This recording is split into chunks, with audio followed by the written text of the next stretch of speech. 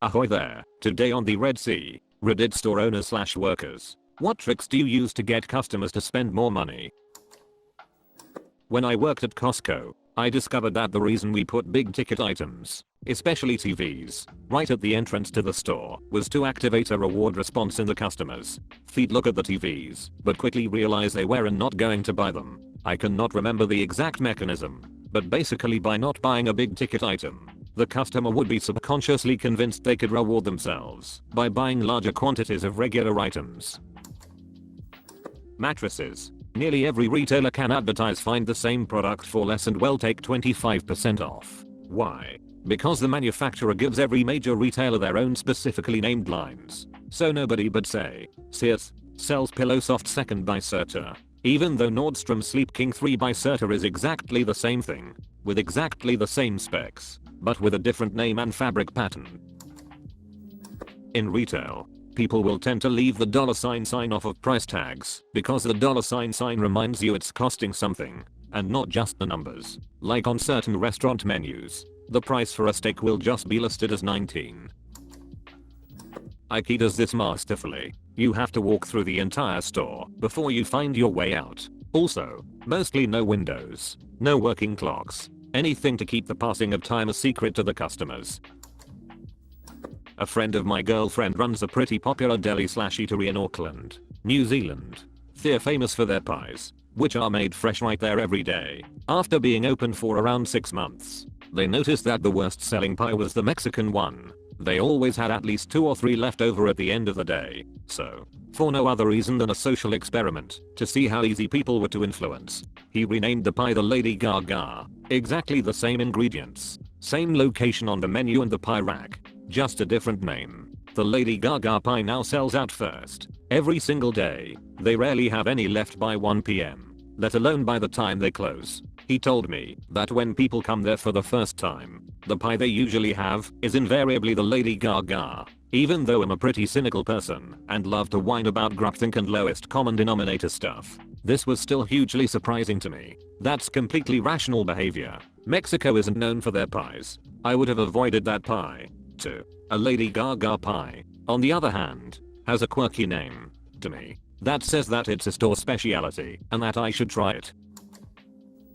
Anchoring. During the presentation we'd always say we had 3 programs: average, aggressive, and conservative, and always in that order. The average program would be just at the edge of what they could afford, the aggressive would be way out of their price range, and the conservative program would be what we're actually going to try and sell them on. That way it does not sound like this product costs $8,000, cash or check. Instead they think, well, we obviously cannot afford the aggressive program, and the average is a bit much, but the conservative program is much more affordable.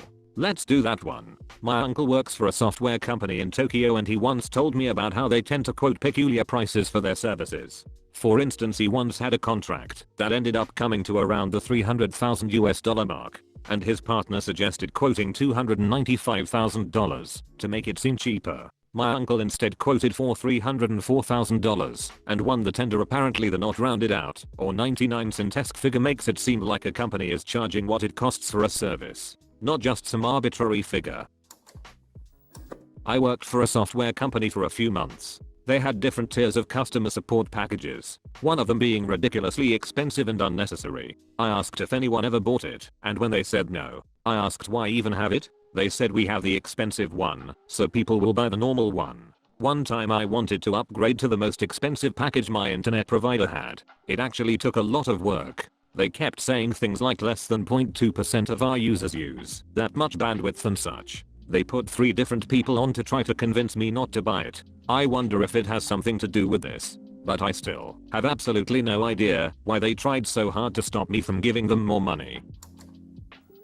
I was in Best Buy looking at the televisions when I noticed the cheaper models were on non-HD channels while the larger, more expensive televisions were on HD channels, making the unaware customers lean more towards spending the extra $100. They even gave me a hard time when I asked to see the cheaper TV on an HD channel. I got them to change it. I purchased the TV because of course it looked amazing on HD, but when I walked by that same section later, it was back on the non-HD channel.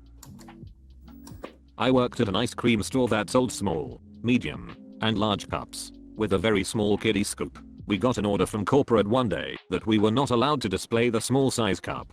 And we were not allowed to mention the kid's scoop unless specifically asked. The idea was that every customer, including little kids, would believe the medium was the smallest option. It was total BS. Unfortunately, my manager refused to comply. I would have felt really guilty tricking parents into feeding their children massive bowls of ice cream.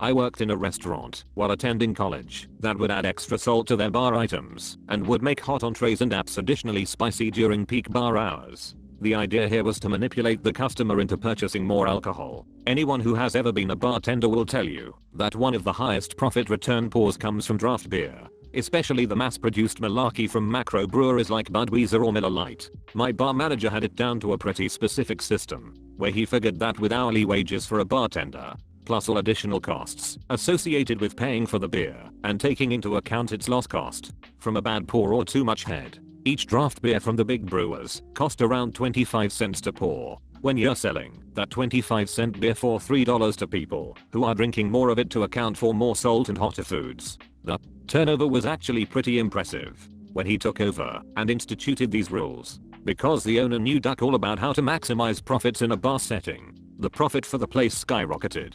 We'd have people who would previously have a beer or two drinking 4 and 5 along with their meal. Tips got larger, tickets got bigger, and customers did not have the faintest clue as to why they were all of a sudden spending more money. There's a gas station right near my college that has a sign that says gas sale today up every other week. The price never changes. They must think we're a bunch of ducking idiots. Then again, we must be, since the gas station's been doing this for almost 5 years. After ordering a DSLR from an online retailer that seemed to offer a great price, I got a phone call from a salesman confirming my order. Of course, he wanted to add some high markup items like UV filters and third-party batteries to my order. He stated that if I only use the battery that came with the camera, it would last 20 minutes. When I refused, he threatened that if I did not order the add-ons, he would not sell me the camera. He ended up not selling anything, and I got it for a normal price from a reputable store. To sum it up, some online camera stores are really shady. My dad owns a college bar in Lincoln NE, and he uses bigger straws to get people to drink faster and then buy more drinks. Hobby Lobby gets me every time. Everything is 50% off, all the time. I managed a nightclub for about 2 years before I left my hometown to move closer to university. One of the things we used to do was turn off the act to heat the place up. People packing the dancer floor would start to get really hot and decide to cool off by buying another drink. On a slightly unrelated note but still interesting, it was a common practice to give any customer who complained at the bar what they wanted. This was because at the crowded bar the goal was to get out drinks as fast as you can. Our target was 1 drink/20 seconds at peak times. If someone came up to you and wanted to argue with you about a mistake that was made, you could easily be standing there arguing for 5 minutes. In the end, we lost less by giving away free drinks than by arguing our point. Used to work at a pet store. Dog breed and where the customer got their dog played a key role in sales. If the customer tells you they got it at a shelter, help them be frugal as possible by pointing out sales and the discounted vaccinations we had every weekend. They'll keep coming back thinking, what a deal they're getting despite everything being much more expensive in other stores. If the customer purchased their dog, especially an expensive breed, we push the more expensive items. Male customers who were pit bull owners, or dogs of a similar breed, bulldogs, boxers, etc., were the easiest to sway and were always willing to spend more money on food.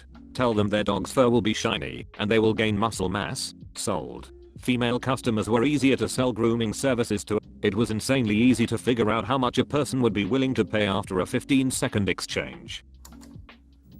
I used to work at a grocery store as well. One way you can buy smart is to look at the price label on the shelves. Most stores put the price per unit in very small print. Makes it super easy to compare prices and decide whether you're better off buying something in a larger or smaller package. I read these, and sometimes the exact same company has a larger size that is more expensive per unit. Putting something malarkey tea next to something pretty is an old trick. I worked at Cold Stone a couple years ago, and the coupons my boss would put in the paper or in emails were actually just the original price. Customers would bring the coupon in thinking they were getting a deal, but they were not. He liked to call them price awareness coupons.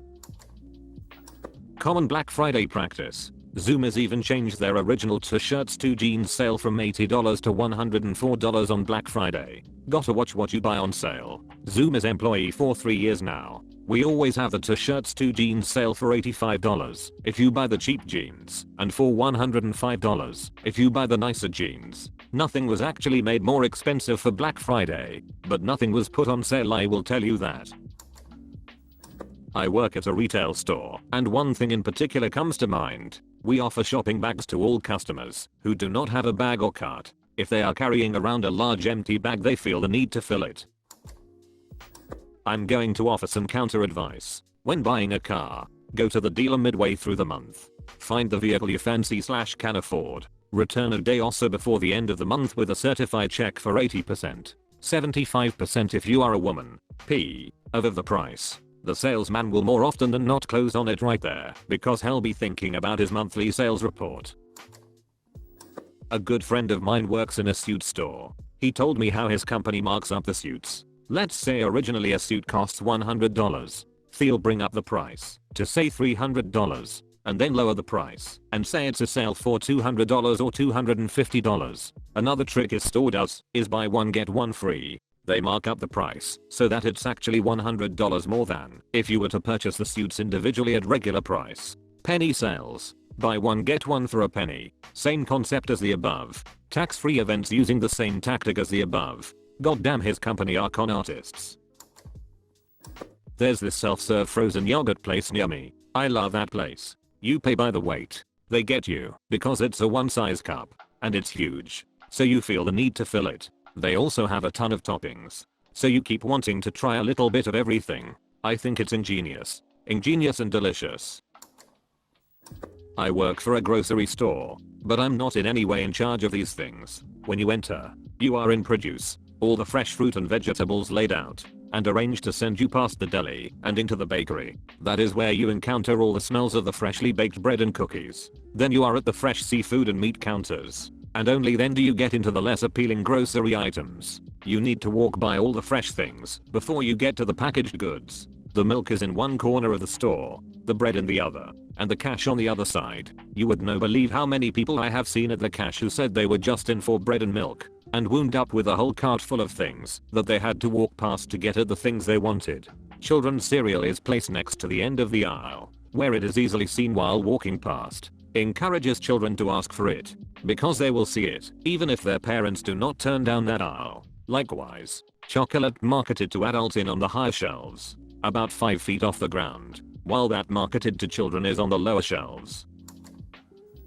I worked at Barnes & Noble, and the sale philosophy was always, put the book in the customer's hands. This puts the customer in a really awkward position because it forces them to have to give it back to you, makes them feel cheap, set it down randomly, makes them look lazy, or file it back away in the right place on the shelf, makes them feel really awkward. Lots of people would buy the book just to avoid the strangeness. Unfortunately, it is the end of the video, but do not worry, there are many more coming. Like and subscribe for more videos from the Red Sea. Thanks for watching.